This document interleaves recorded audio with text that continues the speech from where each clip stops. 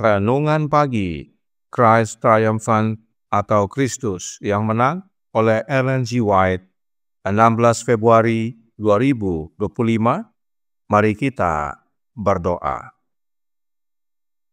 Bapa kami yang di sorga, Allah pencipta langit dan bumi, laut dan segala isinya, Allah yang maha besar, maha kuasa, sumber segalanya, yang kami sembah selalu melalui anak-Mu yang tunggal, Yesus Kristus.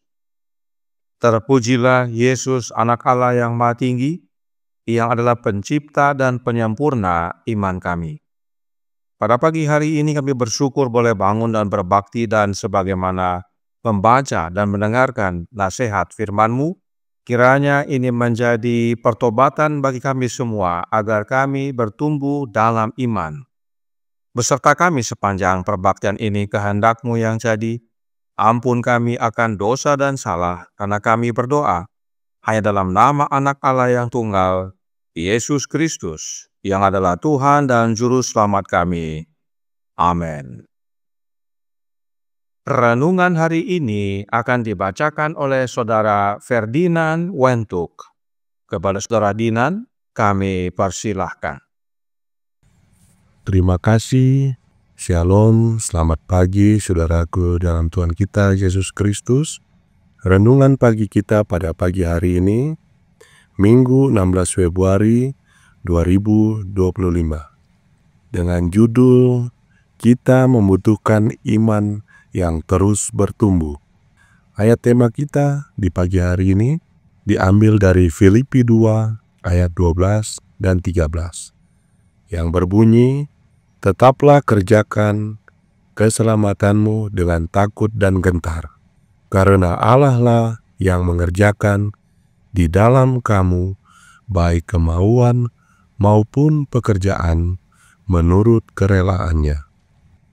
Fakta bahwa manusia dapat menyenangkan Allah merupakan dorongan yang luar biasa bagi kita untuk melakukan upaya yang paling tekun dan tetap, upaya yang sepadan dengan nilai objek yang kita peroleh. Karena kami adalah kawan sekerja Allah, kamu adalah ladang Allah, bangunan Allah. Henok berjalan dengan Allah. Dia tidak puas dengan persahabatannya sendiri. Dia berjalan dengan Allah. Dia berkenan kepada Allah. Tuhan tidak senang ketika mereka yang telah Dia ciptakan adalah orang berdosa. Kita harus selalu berjalan dengan Allah dan belajar dari Yesus Kristus yang telah mengatasi setiap godaan yang menimpa kita. Sama dengan kita, Ia telah dicobai, hanya tidak berbuat dosa. Tuhan menarik orang-orang dekat ke sisinya untuk berjalan bersama mereka, untuk bekerja bersama mereka, untuk mengajar mereka bagaimana Dia mengatasi setiap godaan dalam kemanusiaan. Dan bagaimana oleh karena itu mereka dapat mengatasinya melalui persediaan yang telah Tuhan buat. Dengan setiap godaan ada jalan keluar. Dengan berjalan dengan rendah hati bersama Allah. Tanpa iman yang terus bertumbuh, tidak mungkin orang berkenan kepada Allah. Dalam kodrat mereka yang telah jatuh, manusia dapat melakukan hal-hal yang Allah harapkan mereka lakukan melalui pertolongan yang disediakan bagi mereka. Mereka dapat berjalan, bekerja, dan hidup dengan iman kepada Anak Allah. Allah tidak senang dengan mereka yang merasa puas dengan kehidupan hewani belaka. Ia telah membentuk manusia menurut rupa ilahi. Ia merancang agar mereka memiliki karakter Allah dengan menuruti hukum-Nya. Ungkapan karakter ilahinya, Tuhan telah memberi mereka pikiran, kecerdasan, dan kasih sayang. Karunia-karunia ini dipercayakan kepada mereka untuk dilatih dan dikembangkan. Allah telah memberi mereka hati nurani yang harus dijaga dan dihargai dengan seksama. Ia telah memberi mereka pengetahuan dan kebajikan. Kemampuan-kemampuan yang dipercayakan ini dimaksudkan untuk memegang keunggulan yang telah Allah tetapkan bagi mereka. Tuhan mengharapkan setiap orang untuk menjalankan kemampuan iman, intisari kekristenan yang sejati dan penting adalah memahami yang tak terlihat melalui iman. Terus-menerus berusaha untuk memperoleh efisiensi rohani yang ditemukan dalam Kristus. Jika orang tidak terus-menerus berkembang dengan menjalankan karunia-karunia Allah, mustahil bagi mereka untuk memiliki iman yang bekerja melalui kasih dan memurnikan jiwa. Mengembangkan beberapa talenta yang dipercayakan Allah tidaklah cukup.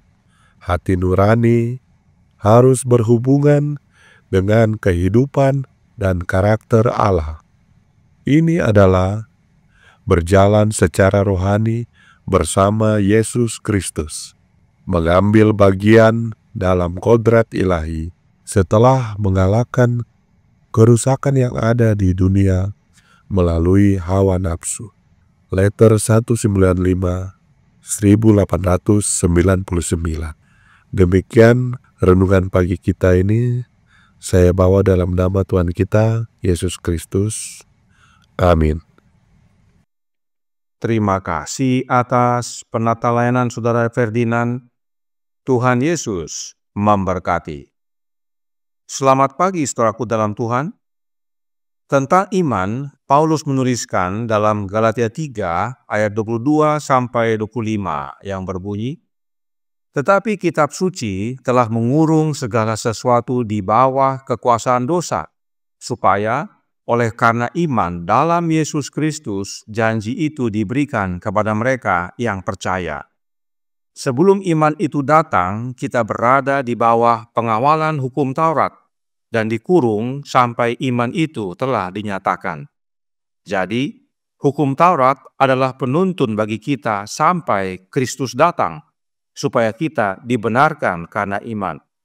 Sekarang iman itu telah datang, karena itu kita tidak berada lagi di bawah pengawasan penuntun." Berdasarkan penjelasan Paulus dalam ayat-ayat ini, jelas bahwa iman itu adalah Yesus Kristus. Karenanya saat dikatakan kita membutuhkan iman yang terus bertumbuh, artinya kita membutuhkan Kristus yang bertumbuh. Bertumbuh di mana? Bertumbuh di dalam kita. Hal ini penting sekali karena Roh Nubuat menjelaskan dalam suratnya nomor 105 tahun 1898 paragraf 18. Kita harus bertumbuh dalam iman. Kita harus mengetahui pengudusan roh. Dalam roh yang sungguh-sungguh, kita harus mencari Allah agar roh ilahi dapat bekerja di dalam kita. Allah kemudian akan dimuliakan melalui teladan manusia. Kita akan menjadi pekerja bersama-sama dengan Allah. Bertumbuh dalam iman berhubungan dengan pengudusan, yaitu pengudusan roh. Artinya, untuk bertumbuh dalam iman, kita perlu roh. Itu sebabnya kita harus berdoa sungguh-sungguh dalam mencari Allah agar rohnya bekerja di dalam kita, agar kita bertumbuh dalam iman atau bertumbuh dalam Yesus, dan menerima pekerjaan pengudusan. Kemudian, di dalam hidup kita, Allah dimuliakan dan kita menjadi pekerja bersama Allah. Dalam penjelasan lainnya ditambahkan, The Present Truth, UK, Agustus 31, tahun 1899, paragraf 2, yang berbunyi, namun Kristus baru dapat hidup di dalam kita setelah diri kita mati.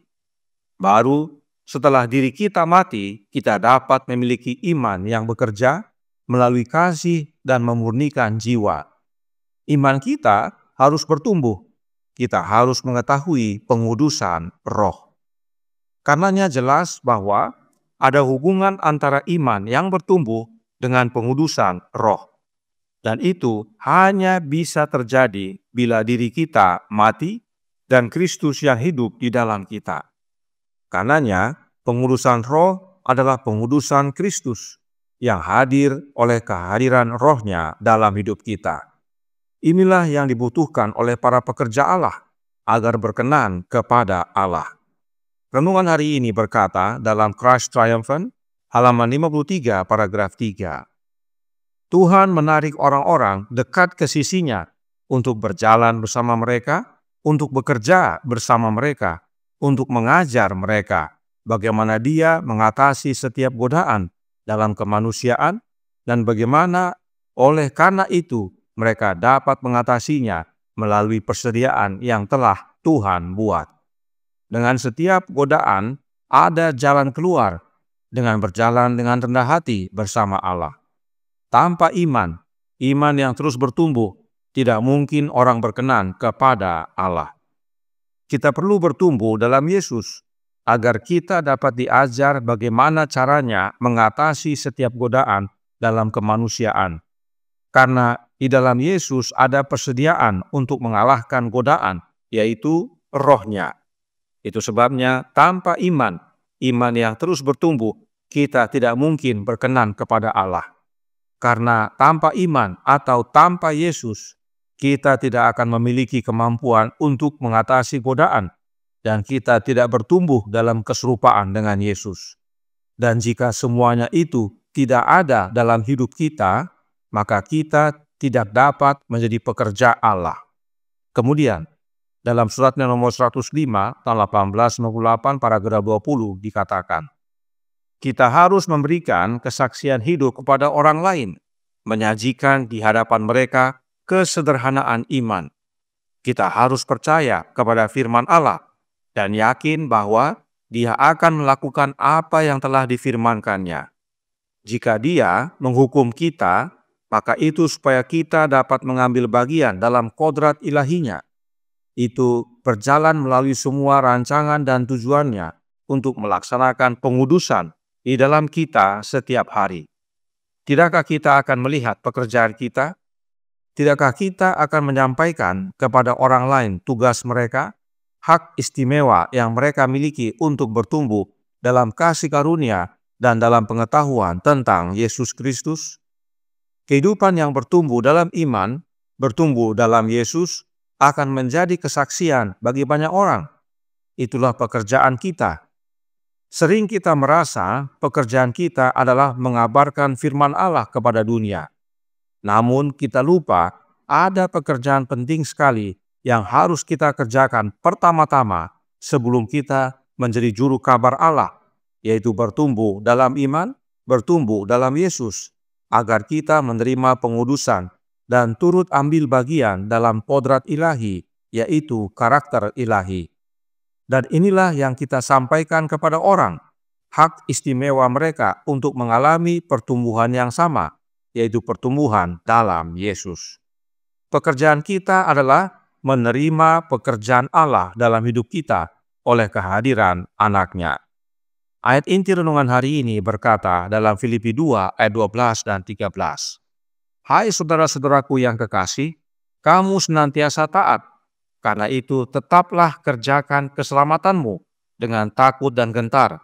Bukan saja seperti waktu aku masih hadir, tetapi terlebih pula sekarang waktu aku tidak hadir.